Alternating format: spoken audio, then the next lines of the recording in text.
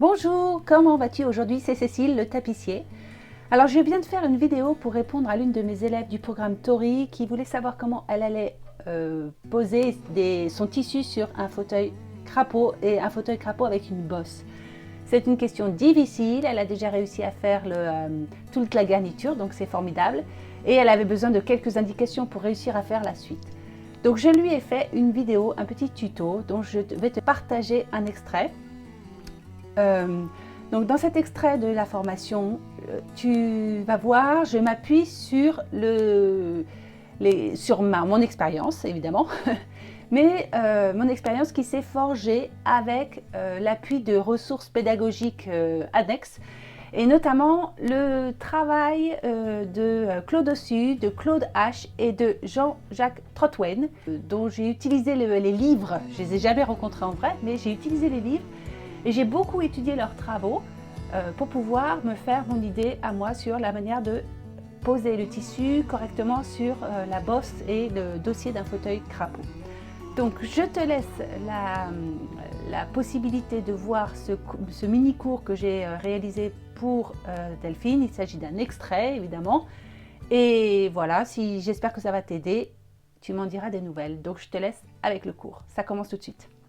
Alors, dans ce cours, nous allons voir comment est-ce que l'on fait pour poser le tissu sur le dossier d'un fauteuil crapaud.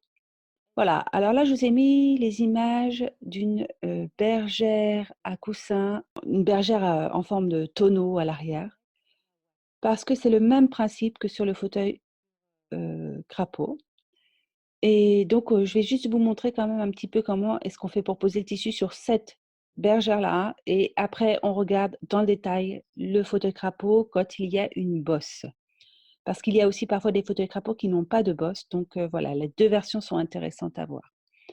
Alors, le premier principe est de positionner le tissu bien au fond du dossier, sans mettre la ouate.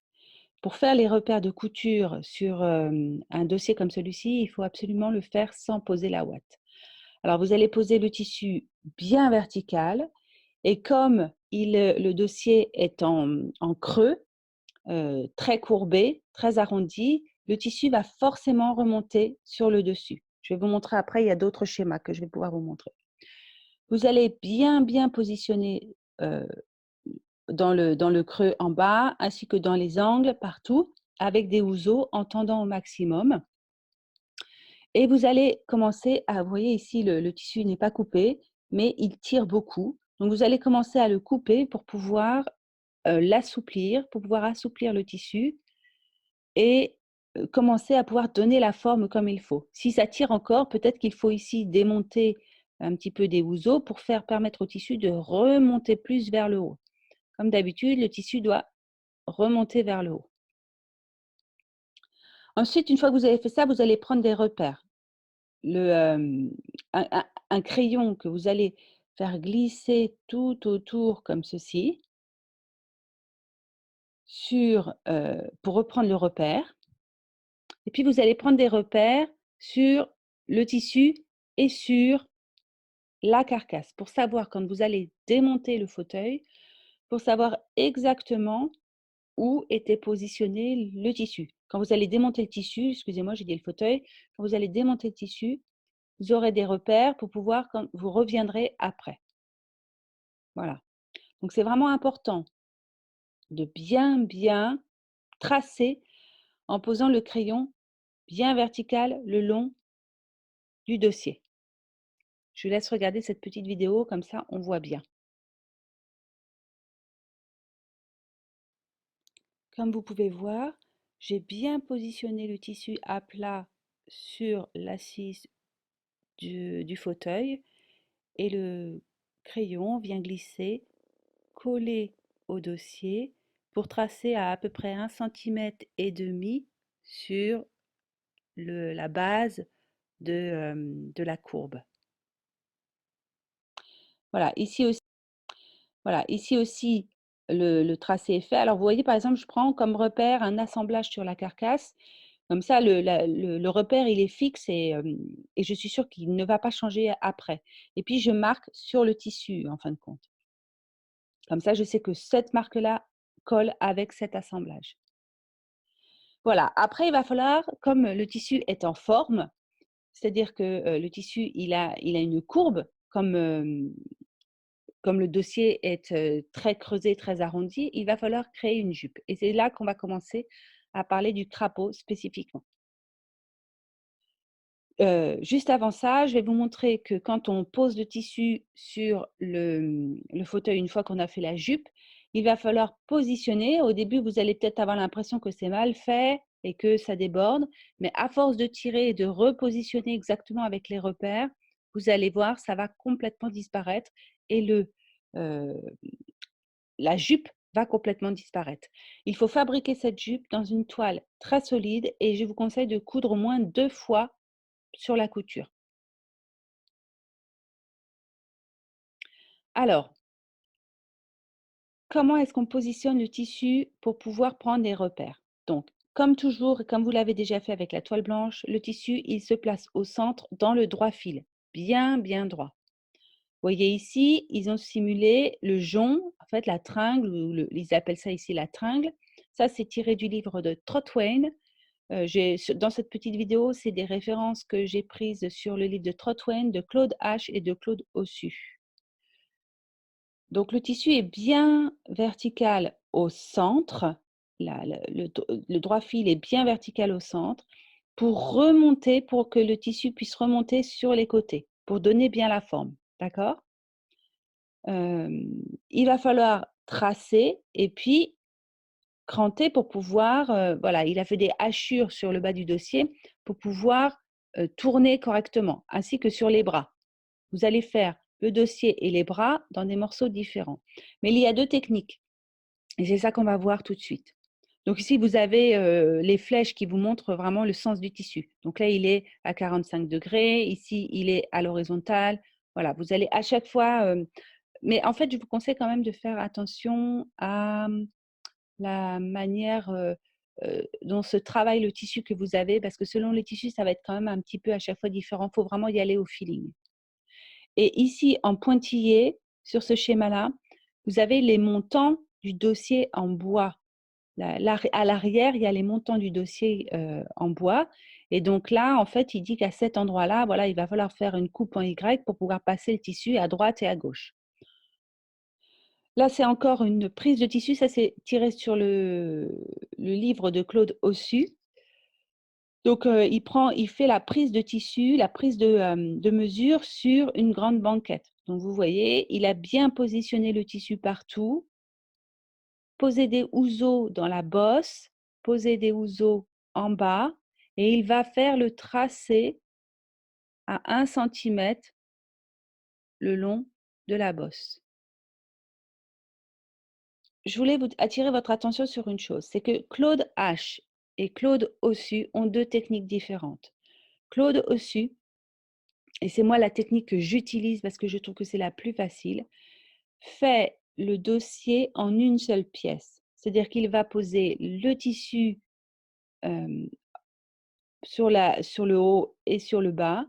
Il va tracer correctement, bien précisément où se trouve la bosse et après il va venir mettre un bolduc. On va voir ça après. Un bolduc ou ce que j'appelle aussi un tirage, un morceau de tissu pour tirer, une étoffe de tirage, qu'on appelle aussi un bolduc. Donc, je vais vous montrer juste ça après. Alors, moi, je trouve que c'est plus facile que de faire en une seule pièce que ce que fait Claude H. Vous voyez, là, il a positionné le tissu sur le dossier et puis après, il a coupé le dossier haut pour après venir repositionner un petit morceau de tissu pour la partie basse. Donc là, on voit ça. Donc là, en fait, il a la partie qui est là, c'est la partie basse d'ailleurs, vous voyez? Ici, il a la partie ici, il a la partie haute, donc celle qui correspond à la photo numéro 6 qui est là à gauche. Ça correspond à ce morceau-là qui est à droite. Et puis, une fois qu'il va poser sur la photo numéro 7 ou 8 le bas du dossier, c'est-à-dire la partie qui correspond à la bosse, il va découper un morceau qui va correspondre à la bosse en traçant bien, bien, bien, vous voyez, avec ses ouzeaux, il va bien marquer les lignes de couture pour pouvoir accrocher la bosse avec le haut du dossier. Donc, vous voyez, on voit ça ici. Il va prendre les deux morceaux ensemble et puis il va se mettre à les coudre ensemble. Voilà. Donc moi, je trouve que ça demande beaucoup de couture, de démontage et de remontage. Ça demande énormément de précision. C'est pour ça que je préfère faire la technique de Claude Ossu qui est de faire tout le dossier en une seule pièce. Quand je parle du dossier, je ne parle uniquement de la partie dossier. Les bras, ça va être forcément des morceaux qui seront ajoutés après. Vous voyez, en haut à gauche, là, on va avoir de toute façon toujours une couture sur les bras. Hein. Donc moi, je vous conseille de faire ça, mais il faut que vous fassiez des essais et que vous choisissiez ce qui vous paraît le plus intéressant. Quand vous allez avoir bien préparé le tracé de la couture de la bosse, vous allez ajouter les bras sur les côtés. Ici, donc voilà, c'est ce qu'il a fait ici. Par exemple, Claude H. Il a ajouté les bras, donc il les avait positionnés sur son fauteuil. Est-ce qu'il y a une photo où on voit ça? Ouais, on voit ça ici, voilà. Et puis, mais alors pour faire ça, moi je fais un bâti. J'accroche les deux morceaux, le dossier et les bras, en bâtissant avec un point caché au fil de lin. Et après, quand je démonte le tout, je vais passer la machine à coudre c'est là que je vais passer à la machine à coudre les bras. D'abord, je vais accrocher les bras. Et puis après, je vais faire la jupe et le bolduc. Voilà, donc qu'est-ce que c'est le bolduc? Le bolduc, c'est ce qui permet de fixer la bosse dans le creux de la bosse. Alors, Claude H, il va coudre dans le pied de couture de son dossier. C'est-à-dire qu'il a les deux morceaux, le dossier, la partie haute du dossier et la partie basse du dossier, la partie de la bosse du dossier. Et il va venir coudre avec un point droit. Vous voyez, il a un carrelet droit, assez long. Vous pouvez prendre un carrelet qui va faire 30 cm. Après, si vous n'en avez qu'un seul de 50 cm, vous prenez celui-ci, c'est parfait. De la ficelle à piquer et vous allez commencer à coudre avec un point droit, aller-retour, tout simplement. Hein. Vous voyez, imaginez, ça c'est de coupe votre dossier et vous allez coudre comme ça de chaque côté, tout droit. Dans le pied de couture et au plus proche de la couture que vous aurez faite. Plus vous êtes proche de la couture que vous aurez faite, plus votre, le maintien de votre bosse sera bon. Je voudrais aussi juste préciser quelque chose, c'est que je vous conseille de commencer à coudre au milieu. Alors là, on voit, il commence, je crois, j'ai l'impression qu'il commence par le côté. Moi, je trouve qu'il vaut mieux commencer. Vous prenez une grande ficelle qui va vous permettre de faire toute la largeur de la couture de la bosse. Vous commencez au milieu, vous prenez la ficelle à piquer au milieu et vous allez vers la droite une fois et puis après vers la gauche. Vous cousez les deux côtés de chaque côté. Parce que si jamais vous avez un tissu qui demande, par exemple, il y a un motif ou il y a une ligne et qu'il faut qu'il y ait un raccord avec l'assise, et bien, si jamais il y a un décalage quand vous cousez sans vous en rendre compte, ça va se voir. Alors que si vous commencez tout de suite à centrer le tissu bien au milieu et qu'après vous tirez vers les côtés, vous allez, voilà, par exemple ici, vous posez le tissu correctement avec les repères. Vous voyez, il a des repères sur son tissu, ici, toute la hauteur, qui sont aussi ici sur le fauteuil. On les voit bien, hein, les repères. Hein. Et du coup, quand il vient replacer sa bosse, il sait exactement que la couture, le trait qui est là, il doit commencer à être posé ici par rapport à la bosse. La couture des bras, elle vient se mettre par rapport à un repère qu'il va avoir sur les côtés. Il va repositionner le tout avec des houseaux et il va se mettre à coudre. Et moi, je couds en commençant au centre et je viens vers les extérieurs. Et après, je vais à droite, à gauche par exemple, et à droite, ou inversement. Ça, c'est à vous de choisir. Je vous parlais tout à l'heure donc Claude H, on l'a vu ici, il va coudre juste en utilisant le pied de couture. Mais vous pouvez aussi, c'est-à-dire faire ce qu'on appelle un talon il appelle ça le bolduc ou c'est talon du bolduc. Donc, vous allez utiliser le talon du bolduc pour pouvoir coudre. Parce que des fois, le pied de couture, il est vraiment petit. Vous voyez, il est vraiment tout petit. Du coup, vous pourriez faire un bolduc qui soit beaucoup plus grand. Et là, il est aussi petit sur le dessin, mais moi, j'ai l'habitude de faire un bolduc beaucoup plus grand. Comme ça, c'est beaucoup plus facile. Donc là, je vous ai remis la position du bolduc, que vous compreniez. En fait, c'est cette partie-là. C'est-à-dire qu'il va y avoir la couture. Je vais vous montrer après comment vous faites. Comment, il y a une découpe. J'ai fait un dessin qui vous montre comment c'est placé. C'est cette partie que vous voyez à droite qui va correspondre au bolduc qui est ici, là. Voilà. Le pointillé rouge correspond à la ligne qui est là. Quand vous avez pris les repères pour votre dossier, vous allez démonter votre tissu et vous allez obtenir une forme qui va à peu près correspondre à ça. Bon, peut-être qu'il pourrait y avoir une marque ici qui pourrait correspondre au bras. En tous les cas, vous allez avoir quelque chose en forme et vous allez avoir un tracé qui correspond à la bosse. D'accord? Et bien, vous allez positionner un tissu par-dessus une toile, ça peut être de la toile blanche, et vous allez coudre comme ceci sur votre tissu. Et du coup, vous allez obtenir un volant qui va correspondre à un bolduc. Et c'est sur ce pied-là que vous allez pouvoir coudre. Voilà, vous allez pouvoir coudre comme ceci, avec un morceau qui va être beaucoup plus long. Vous avez dans la plateforme Tori, dans le module savoir-faire, les documents pédagogiques. Et je vous ai mis ici la version de Claude Sut, la version de Claude H et la version de Jean-Jacques Trottoine. Comme ça, vous allez pouvoir voir les différentes manières de faire le fauteuil, le dossier du fauteuil crapaud et vous faire une idée de la manière dont vous voulez le faire. J'ai encore une dernière chose à vous dire. Ici, en bas de votre fauteuil, vous allez avoir le tissu qui va être en forme, sur lequel il va falloir mettre une jupe de tirage. Ici, cette jupe de tirage. Eh bien, j'ai une vidéo qui vous explique comment est-ce qu'on fait cette jupe. Comment est-ce que vous prenez d'ailleurs le tracé pour cette jupe. Je vous conseille d'ailleurs de la regarder, elle est juste en dessous de celle-ci. Voilà, ce cours est terminé.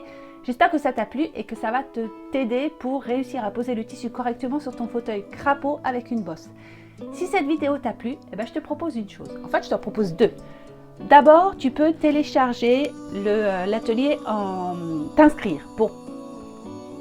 D'abord, tu peux commencer par t'inscrire à l'atelier en 4 étapes pour devenir tapissier et voir si cette activité est faite pour toi. Donc, le lien est dans la description. Ensuite, je te demande une seule chose. Si ça t'a plu, eh ben, dis-le dans les commentaires. Mets un pouce ou, le mieux encore, abonne-toi pour avoir les prochaines notifications des vidéos que je vais publier. J'en publie très régulièrement et donc tu auras plein d'informations sur mon métier et techniques, mais aussi des informations sur le fonctionnement d'un atelier, sur l'histoire des tapisseries, sur de la tapisserie de siège, sur les tissus, les fauteuils, plein de choses.